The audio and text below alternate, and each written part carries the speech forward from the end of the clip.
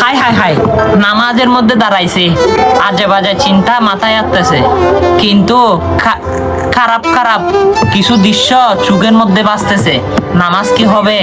আরে ভাই, আমার প্রিয় নবীজি কি বলেন জানেন? সেগুলো হচ্ছে শয়তানের আসওয়াসা, এবং শয়তান আমাকে নামাজে ডিস্টার্ব করবে। কিন্তু সে ডিস্টার্ব থেকে কিভাবে বাঁচবেন? আমার প্রিয় নবীজি বলে, কারো যদি মনে খারাপ চিন্তা ভাবনা আসে নামাজের মধ্যে, তারা শুধু একবার পড়বে আউযু বিল্লাহি মিনাশ শাইতানির রাজিম বলে বাম দিকে 3 বার থুতু নিক্ষেপ করবে। হ্যাঁ, অবশ্য থুতুগুলো এমন ভাবে ফেলবেন যেন পাশের জনের গায়ে না পড়ে। আস্তে আস্তে থু করে আস্তে আস্তে করে ফেলবেন, বুঝছেন?